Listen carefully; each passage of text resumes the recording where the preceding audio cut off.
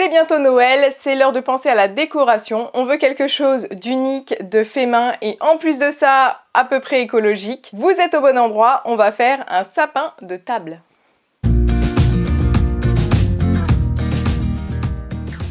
Je suis Charlène et sur cette chaîne vous allez retrouver des tutos pour débutants en couture ainsi que des vidéos d'inspiration. Abonnez-vous pour en avoir toujours plus et retrouvez aussi plein de tutos dans ma playlist spéciale Noël si vous voulez aller plus loin dans votre décoration de Noël. Donc pour faire le sapin qui nous intéresse aujourd'hui, vous aurez besoin du patron que vous pouvez télécharger en dessous de cette vidéo. Le fait de vous inscrire pour récupérer votre patron va vous inscrire à ma lettre du mercredi. C'est une lettre dans laquelle je vous envoie la vidéo qui sort dans la semaine et vous recevez aussi de l'inspiration couture, des bons plans. Si vous n'avez plus envie de la recevoir, vous pourrez vous désabonner à n'importe quel moment. Une fois que vous avez votre patron, vous l'imprimez à taille réelle, c'est-à-dire à 100%.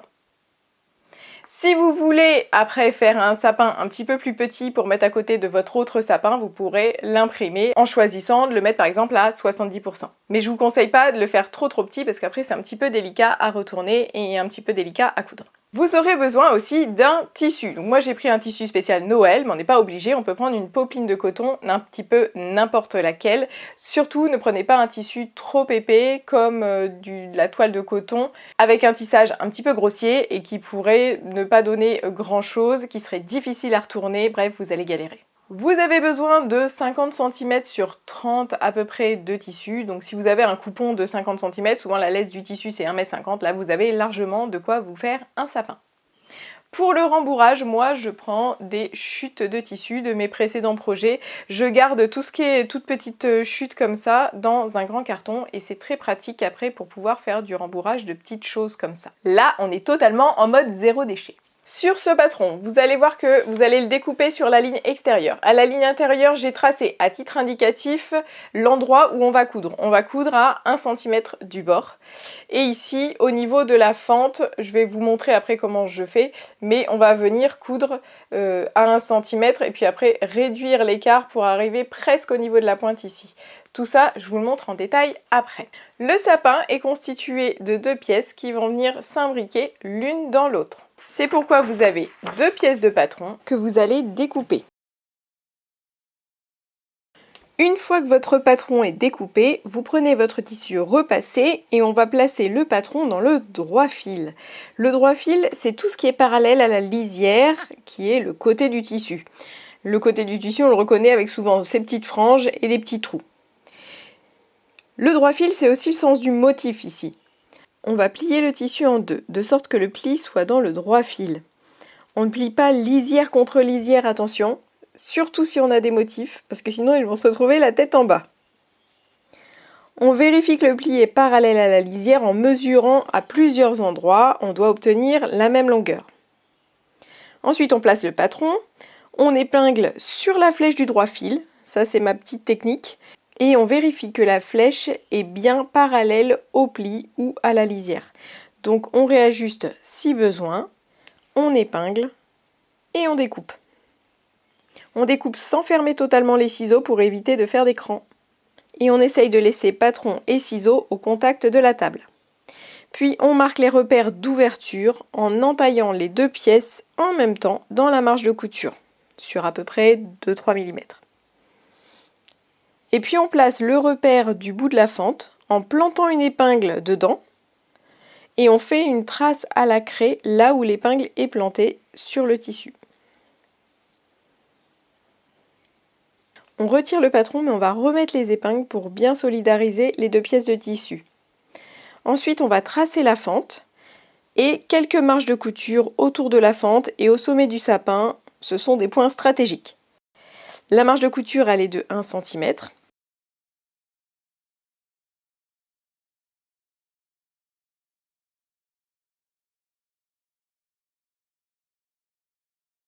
Donc c'est comme sur mon modèle, au niveau de l'extrémité de la fente, on va venir placer le point de pivot à 1 mm sous l'extrémité. Et on va tracer des traits en biais sur 4-5 cm pour rejoindre ce point. Mêmes étapes pour l'autre partie de patron. La différence dans le marquage des repères, c'est qu'il faut entailler en plus le bas de la fente pour s'y retrouver.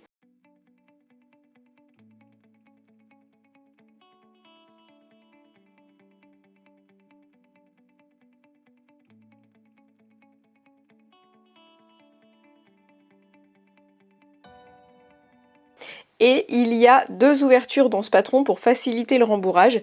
Donc vous pouvez les repérer à la craie en pliant le patron en 2 et en le superposant. On peut aussi marquer la pointe au sommet du sapin pour nous aider. Et on va ensuite coudre à la machine, ici en 2 fois. D'abord du repère, on fait le tour du sapin, on revient à l'autre repère, puis on va faire une couture pour le sommet de la fente. On se place sur le premier repère, on fait un point d'arrêt. Si vous ne savez pas ce que c'est, j'ai une vidéo dédiée sur cette chaîne. Dans les angles, on lève le pied de biche et on pivote.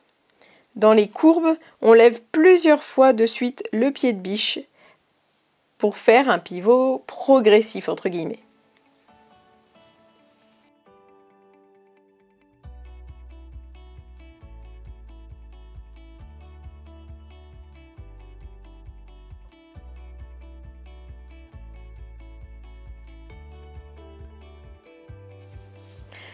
Arrivé au deuxième repère, on fait un point d'arrêt, on coupe les fils à ras et on va coudre la pointe de la fente avec un point d'arrêt au début et à la fin. On s'applique bien.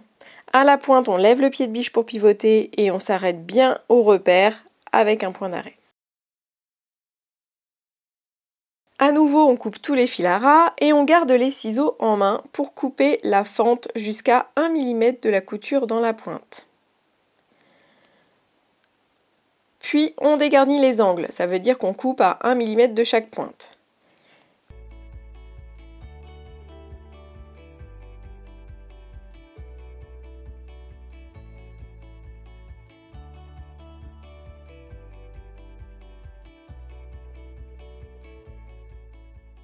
Ensuite, on va cranter les creux et arrondis. Ça veut dire qu'on entaille jusqu'à la pointe, puis on peut entailler aussi un peu à côté pour avoir un joli arrondi.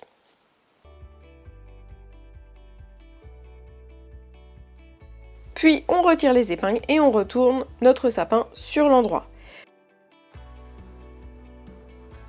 Pour faire ressortir les angles, j'utilise une baguette japonaise.